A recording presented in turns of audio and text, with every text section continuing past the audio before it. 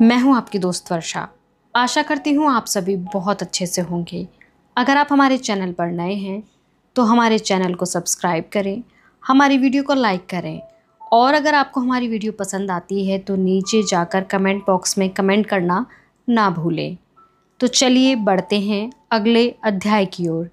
अध्याय 18, जिसका नाम है नदी। पितामह ने मुझे गंगा तट के किनारे भ्रमण के लिए आमंत्रित किया। वहाँ बहुत अच्छा लगता है, उन्होंने अपनी उसी मधुर मुस्कान के साथ कहा, और इससे हमें दरबार के विकर्षण से दूर एक दूसरे को निकट से जानने का अवसर भी मिलेगा। मैंने अनिच्छा से हामी भर दी।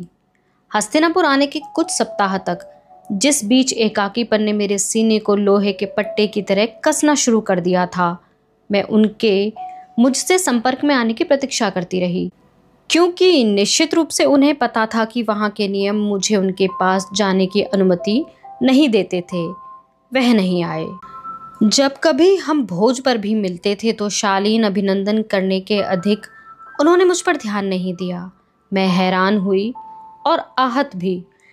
मैंने प्रथम भेंट के समय उनके द्वारा दर्शाए गए अभिवादन पूर्ण स्नेह पर विश्वास किया था। मुझे लगा था कि अजनबी लोगों के घर में मुझे एक मित्र मिल गया था, परंतु वह सिर्फ शिष्टाचार की भाषा बोल रहे थे। स्वयं को मूर्ख मानते हुए मैंने उन पर दोबारा विश्वास न करने का निश्चय किया। इसलिए इस निमंत्रण के आने तक मैं नहीं चाहती थी कि वह मेरे विषय में और अधिक जाने। जहाँ तक उनका प्रश्न था, मुझे विश्वास था कि वह इतने चालाक थे कि मैं उन्हें जान नहीं सकती थी। उनके प्रति निजी हताशा के अतिरिक्त पितामह के साथ मुझे असहज लग रहा था। काश मैं यह बात किसी को बता पाती, किंतु मेरे दोनों पति भी उनसे बहुत स्नेह करते थे। यहाँ तक कि कुंती के उदासीन चेहरे पर भी एक दिव्य चमक आ जाती थी जब वह बताती थी कि पितामह ने उसकी अनेक बार किस प्रकार सहायता की थी। वह हमारे पिता समान हैं, एक बार युधिष्ठिर ने भावावेश में कहा था। उन्होंने हमें बचपन से सुरक्षित रखा है। हम नेत्रहीन राजा के लिए लज्जा का विषय थे, उसकी राह के शूल थे और उसे सदा यह स्मरण करवाते थे कि वह सिर्फ राजा का प्रतिनिधि है। उसे हम लोगों को किसी प्रांतीय नगर में भेजकर वहाँ किसी दुकानदार की संतान की भांति बड़ा होने देने में अत्यंत खुशी होती। अपने दम पर माँ हमें कभी नहीं बचा पाती, परंतु भीष्म ने हम लोगों के लिए लड़ाई लड़ी। यदि पितामह ना होते तो दुर्योधन ने हम सबको बहुत पहले ही सोते में मरवा डाला होता, भीम ने जोड़ा। मेरे मन में बहुत से प्रश्न थे। जैसा कि मैंने सुना था, क्या वह सचमुच माँ गंगा के पुत्र हैं? और क्या सचमुच गंगा ने भीष्म के 7 बड़े भाइयों को उनके जन्म के समय नदी में डुबो दिया था? कथा यूं है कि गंगा उन्हें भी डुबोने वाली थी कि तभी उनके पिता ने गंगा को रोक दिया। वह अपने पति और भीष्म को छोड़कर जल में प्रविष्ट हो गईं। बड़े होते हुए उस बालक ने अपनी माँ के विषय में क्या महसूस किया होगा? एकाकीपन व इच्छा अथवा चकित रोष। उससे घृणा करते हुए क्या वह प्रत्येक स्त्री से घृणा करता होगा? क्या उसका सारा प्रेम उसके पिता, उसके राजा और संरक्षक के प्रति हस्तांतरित हो गया था, जैसा कि पुरुषों के साथ होता है? भीष्म के पिता को दोबारा किसी से प्रेम हो गया, परंतु उस स्त्री ने विवाह के लिए स्वीकृति देने से पूर्व उससे यह आश्वासन लिया कि भीष्म की संतान उसकी संतान द्वारा राज सिंहासन पर अपने दावे के लिए लड़ाई नहीं करेगी। अपने पिता की इच्छा पूर्ति के लिए भीष्म ने आजीवन ब्रह्मचारी रहने की भीषण प्रतिज्ञा ली। उन्होंने अंत समय तक हस्तिनापुर के सिंहासन की रक्षा का वचन भी दिया। देवताओं को अच्छा लगा कि जब मनुष्य असाधारण त्याग करते हैं, और इस त्याग के लिए उन्होंने भीष्म को इच्छा मृत्यु का वरदान दिया। कोई व्यक्ति भीष्म को उनकी इच्छा के बिना नहीं मार सकेगा। मैं अपने पतियों को यह चेतावनी देना चाहती थी कि ऐसे व्यक्ति पर भरोसा नहीं किया जा सकता जो किसी कमजोरी और इच्छा को इतनी सरलता से अपने हृदय से निकाल दे। वह दूसरों की भूल के लिए सहिष्णु कैसे हो सकता है अथवा उनकी आवश्यकताओं को किस प्रकार समझ सकता है? उसके लिए मनुष्य के जीवन से अधिक मूल्यवान उसका अपना दिया हुआ वचन होता है। इसी कारण उन्होंने अम्बा को बिना एक क्षण संकोच किए वापस भेज दिया था। कभी ऐसा दिन भी आ सकता है कि जब उन्हें हमारे साथ भी यही करना पड़े। फिर अर्जुन ने कहा, वह हमसे प्रेम करते हैं। हम उस कक्ष में बैठे थे जहां मैं और युधिष्ठिर अतिथियों से मिलते थे। वह खिड़की के पास खड़ा था, जिसके बाहर एक पुराना अश्वत्थ वृक्ष था जो कक्ष के प्रकाश को चूस रहा था, और उसकी वातान्वित जड़ें गुथे हुए केश की भांति लटक रही थीं। मुझे अर्जुन का चेहरा नहीं दिख रहा था। सजावटी पर्दों ने मेरी दृष्टि बाधित की हुई थी, परंतु उससे कोई अंतर नहीं पड़ता था। जादूगरनी ने मुझे सब कुछ ठीक से सिखाया था। जिस प्रकार से उसका स्वर मंद पड़ गया था, मुझे उस बात का पता लग गया जिसे वह कभी स्वीकार नहीं करेगा। अपने संपूर्ण बाल्यकाल में मेरे पति प्रेम के भूखे थे। कुंती ने उन्हें अपना समस्त ठोस समर्पण तो दिया, किंतु स्नेह नहीं दिया। शायद उन्होंने अपने स्वभाव से कोमलता तत्व को निकाल फेंका था जब उस विधवा को अकेला वन में छोड़ दिया गया था। शायद उन्हें यही एक तरीका आता था। फिर उनके जीवन में अपनी सिंह सी ठहाकेदार हंसी लेकर भीष्म आए। वह उन्हें अपने कंधे पर उठाकर घुमाते थे और अपने कक्ष में मिठाई छिपाकर उसे ढूंढने के लिए कहते थे। रात्रि होने पर वह उन्हें रोचक और विकट कथाएं सुनाते थे। वह उन बालकों की छोटी छोटी उपलब्धियों की, जिनकी कुंती उपेक्षा कर देती थी, प्रशंसा करते थे, और उनके लिए वैसे ही खिलौने लाते थे जैसे दुर्योधन के पास थे। पर वह उन्हें उनसे खेलने नहीं देता था। जब कुंती उन्हें उनकी उद्दंडता के लिए छड़ी से मारती थी, तो वह उनके घावों पर मरहम लगाते थे। वे भीष्म के प्रति इतने समर्पित क्यों न होते? प्रेम, कोई तर्क कितना भी शक्तिशाली क्यों न हो, इस शब्द को पराजित नहीं कर सकता। मेरे पतियों में इतना समर्पण जागृत करने के लिए मुझे भीष्म से ईर्ष्या हो रही थी, किंतु उन्होंने मुझे पांडवों के विषय में कुछ महत्वपूर्ण जानने और समझने में सहायता की थी। बचपन की भूख पीछा नहीं छोड़ती। मेरे पति कितने भी शक्तिशाली और विख्यात क्यों न हो जाएं, उन्हें प्रेम की इच्छा सदैव बनी रहेगी। वे हमेशा चाहेंगे कि उन्हें योग्य माना जाए। यदि कोई व्यक्ति उन्हें ऐसा महसूस करा पाए, तो वह उस व्यक्ति, पुरुष या स्त्री, से हमेशा के लिए बंध जाएंगे। मैंने इस ज्ञान को इस प्रकार सहेज कर रख लिया जैसे कोई यात्री रेगिस्तान में किसी स्वर्णिम पत्थर को अपनी मुट्ठी में यह सोचकर दबाए रखता है कि यह समय पड़ने पर उपयोगी सिद्ध होगा। पितामह के साथ रथ में बैठकर हम हस्तिनापुर से थोड़ी दूरी पर नदी के एकांत स्थल पर आ पहुंचे। यात्रा के दौरान मैं अकड़ी हुई एक कोने में बैठी रही और सोचती रही, काश दाई माँ हमारे साथ होती। मैंने उन्हें साथ लाने का प्रयास किया था, परंतु उन्होंने हाथ के इशारे से उन्हें मना कर दिया था। प्रिय, मैं इतना वृद्ध हूँ कि तुम्हें अपने साथ किसी संरक्षिका को साथ लेकर चलने की आवश्यकता नहीं है। वह इतनी जोर से हंसे थे कि कंधों पर झूलते उनके केश नदी पर हवा की भांति लहराने लगे। हम लोग पैदल चलने लगे। नदी के किनारे गोल व काले बिंदु युक्त पीले रंग के जंगली फूल खिले हुए थे। वहाँ सफ़ेद पत्थरों के ढेर लगे हुए थे। मुझे यद्यपि उजाड़ स्थान की अपेक्षा उद्यान अधिक पसंद हैं, फिर भी मैं उनके विचित्र व असमान सौंदर्य को देख रही थी। बैंगनी रंग से रंजित आकाश में महल के गुंबद चमक रहे थे, और इस दूरी से यह दृश्य बहुत सुंदर लग रहा था।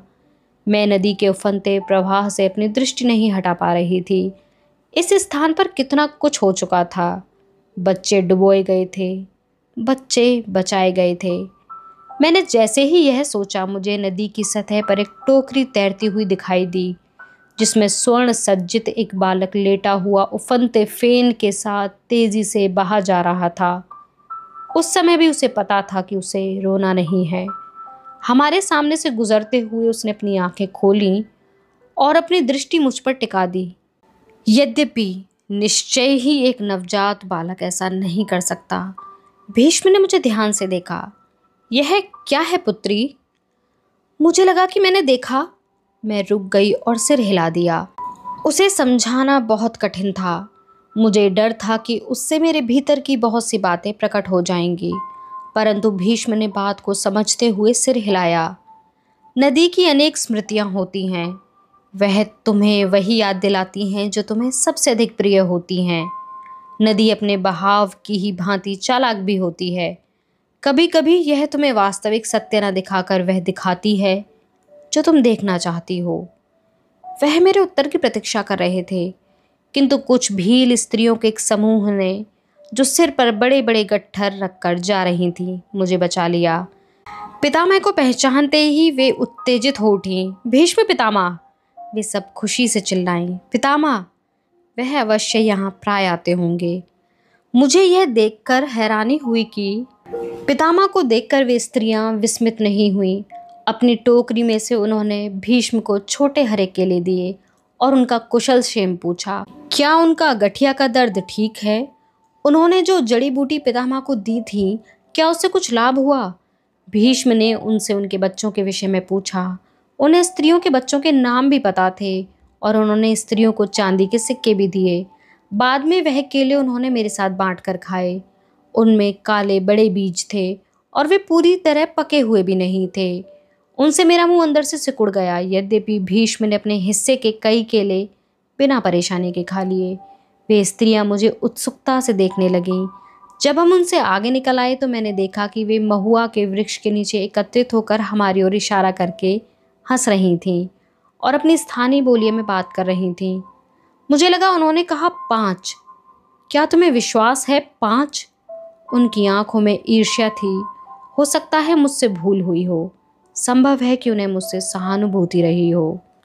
ऐसा नहीं था कि पांडवों के प्रति और उनके साथ संबंध होने के नाते मुझसे भी पितामह के स्नेह पर अथवा आजीवन पांडवों की रक्षा करने के उनके वचन पर मुझे संदेह था। परंतु तब क्या होगा यदि कभी उन्हें अपनी इस प्रतिज्ञा से और इससे पहले वाली, जिसका उन्होंने आजीवन पालन किया था कि वह शत्रुओं से हस्तिनापुर की रक्षा करेंगे, में से किसी एक को चुनना पड़ा। दाई माँ कहती हैं, सदाशयी पुरुष अधिक खतरनाक होता है, क्योंकि अपने किए गए कार्यों के औचित्य में उसे पूर्ण विश्वास होता है। ईमानदार बदमाश से मुझे कोई भय नहीं है। मेरी माँ।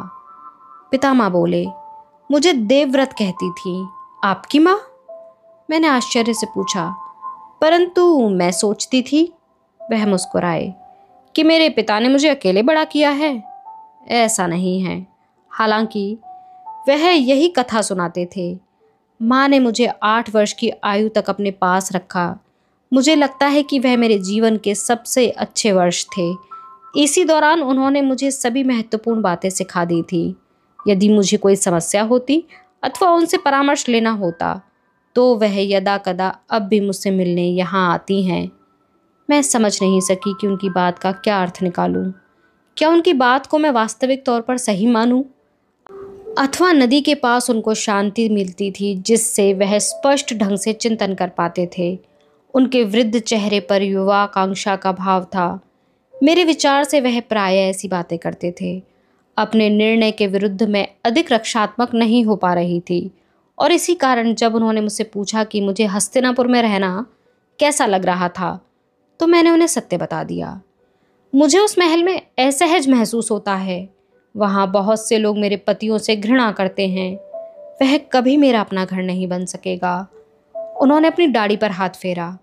मुझे लगा मैंने उन्हें नाराज़ कर दिया था, परंतु शायद वह समझते थे कि घृणित होना कैसा होता है, क्योंकि उन्होंने कहा, तुम्हारे पास अपना निजी महल होना चाहिए। मुझे यह पहले सोचना चाहिए था। मैं इसके विषय में धृतराष्ट्र से बात करूँगा। वैसे भी अब समय आ गया है कि वह अपना उत्तराधिकारी घोषित कर दे। वापस लौटते हुए मैंने कुछ संकोच के साथ पूछा, क्या आपने अपनी माँ को मेरे बारे में बताया है? हाँ, बताया था। वह बोले, उन्होंने कहा कि तुम एक महान अग्निशिखा हो जो हमें ख्याति दिलवा सकती हो अथवा हमारे कुल का विनाश भी कर सकती हो। मेरा मुंह सूख गया। एक बार फिर अप्रत्याशित रूप से व्यास की भविष्यवाणियां मुझे डरा रही थीं। उन्होंने ऐसा क्यों कहा? मैं इस महान कुरुवंश को कैसे नष्ट कर सकती हूँ? और फिर जब मैं स्वयं उसका हिस्सा हूँ तो मैं ऐसा क्यों करना चाहूँगी? भीष्म ने कंधे उचकाए। वह अधिक चिंतित नहीं लग रहे थे। मुझे नहीं पता। वह पहेलियाँ बूझ बूझ कर मुझे चिढ़ाती हैं। इतनी चिंता मत करो। उनकी कही हुई बात पर हमेशा अधिक ध्यान नहीं देना चाहिए। उनकी सरल नम्रता से मैं सहज हो गई। मैं भी एक ऐसे व्यक्ति को जानती हूँ मैंने व्यंग्यपूर्वक कहा। और तभी मुझे दुख के साथ यह विचार आया कि मैंने बहुत समय से कृष्ण को नहीं देखा था। भीष्म ने जोर से प्रसन्नतापूर्वक ठहाका लगाया। वह असंभव सी लगती है ना, तुम्हें पागल बना देती हैं, किंतु इनके बिना जीवन की कल्पना भी नहीं की जा सकती। रथ में चढ़ने के लिए परंपरागत शिष्टाचार के साथ मुझे सहारा देते समय जब उन्होंने कहा कि हमें यहाँ फिर से आना चाहिए, तो मुझे लगा कि उनके और मेरे बीच में एक द्वार खुल गया था। मेरा ऐसा विश्वास था कि किसी अवर्णनीय तरीके से मैं उन्हें उन सब लोगों से अधिक समझने लगी थी जिन्होंने उनके साथ अपना समस्त जीवन व्यतीत कर दिया था। जो मैंने महसूस किया वह मुझे अच्छा और विश्वसनीय लगा। इस प्रकार मुझे नहीं पता था कि इसके लिए मुझे एक दिन बुरी तरह पछताना पड़ेगा। मैं सहज हो गई और मैंने उन्हें अपने हृदय में स्थान दे दिया। भीष्म निश्चय ही अपने वचन के पक्के थे। अगले ही दिन भरी सभा में उन्होंने नेत्रहीन राजा को कठोर शब्दों में फटकारा, जिसके बाद धृतराष्ट्र ने युधिष्ठिर को उसका जन्म सिद्ध अधिकार देने के लिए अपनी सहमति प्रदान कर दी। अनुदान के भाव से कांपते स्वर में उसने यह घोषणा कर दी कि राज्य को 2 भागों में विभाजित किया जाएगा, जिसमें से बड़ा भाग पांडवों को और छोटा भाग उसके अपने पुत्र को दिया जाएगा। पर्दे के पीछे से जहाँ स्त्रियां बैठती थीं, मैं प्रसन्न हो रही थी क्योंकि मैंने अपने सौभाग्य के लिए उत्प्रेरक का कार्य किया था। मैं चाहती थी कि मेरे पतियों को इस कार्य में मेरी भूमिका का पता लगे, परंतु कुंती ने, जो धृतराष्ट्र को बेहतर ढंग से समझती थी, अपनी मुस्कान छिपा ली और यह सही था। अगले दिन हमें पता लगा कि मेरे पतियों को राज्य का सबसे उजाड़ व एकांत भाग खांडव दिया गया और राजा ने हस्तिनापुर अपने पुत्र दुर्योधन के लिए रख लिया। छोटे पांडव भाइयों ने अन्याय के विरुद्ध झगड़ा करना चाहा, परंतु युधिष्ठिर ने कहा, क्या तुम अपने घर में रहना पसंद नहीं करोगे? बेशक वह रेगिस्तान ही क्यों न हो। इसके अतिरिक्त बंजर भूमि से कुछ अच्छा बनाने का, अपने सामर्थ्य को सिद्ध करने का हमें यह अवसर मिला है। धृतराष्ट्र ने शीघ्रता से युधिष्ठिर का राज्याभिषेक समारोह किया और झटपट हमें विदा कर दिया। शायद उसे यह डर था कि कहीं हम जाने के विषय में अपना विचार न बदल दें। उसने युधिष्ठिर से कहा, आखिर अपनी नई प्रजा की देखभाल करना तुम्हारा कर्तव्य है।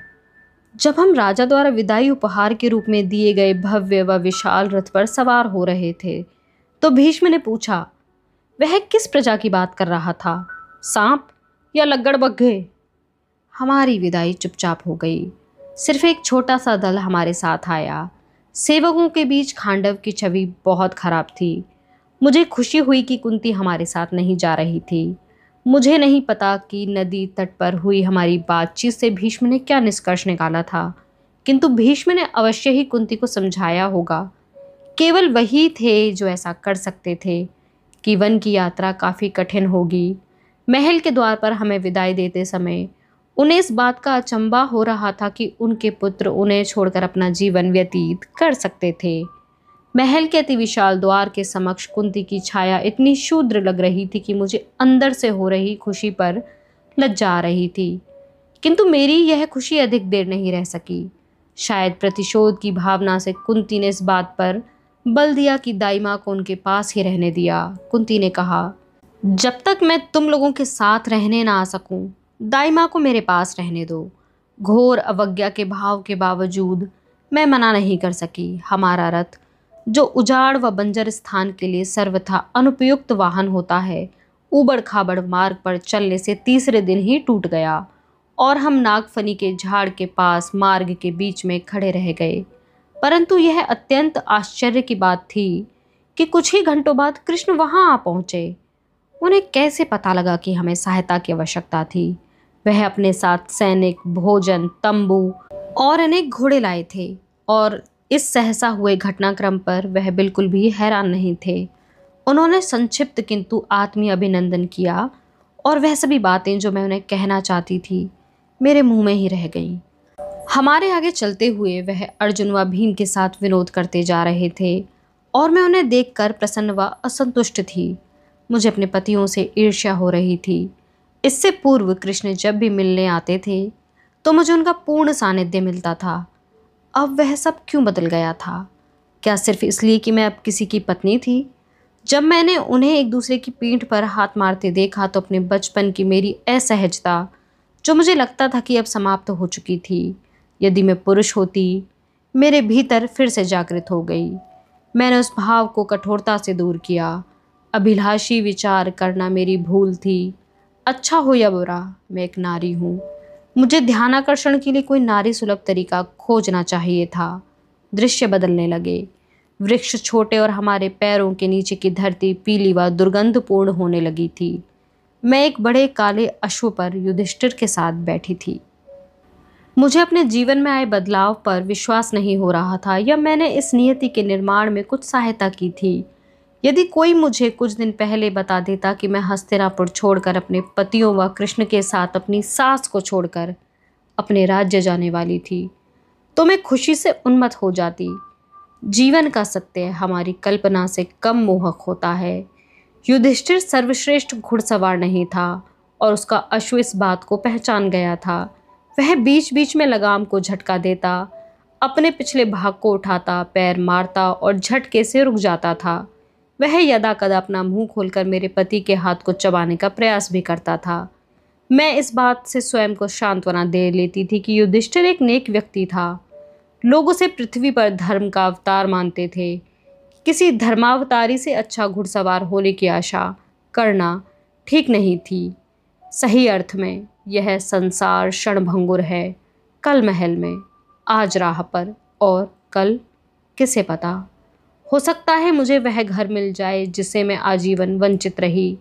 परंतु एक बात निश्चित थी, इतिहास के प्रवाह ने मुझे अंत में जकड़ ही लिया था, और वह मुझे अपने साथ बहा ले जा रहा था।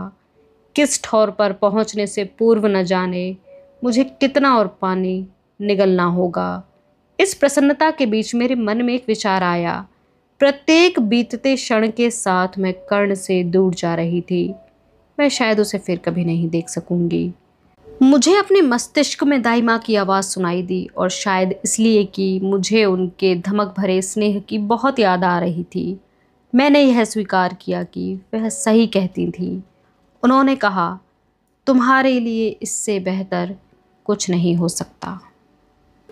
आज की वीडियो में बस इतना ही। मिलते हैं अगली वीडियो में। तब तक के लिए हमारे साथ इस सफ़र में बने रहने के लिए बहुत शुक्रिया।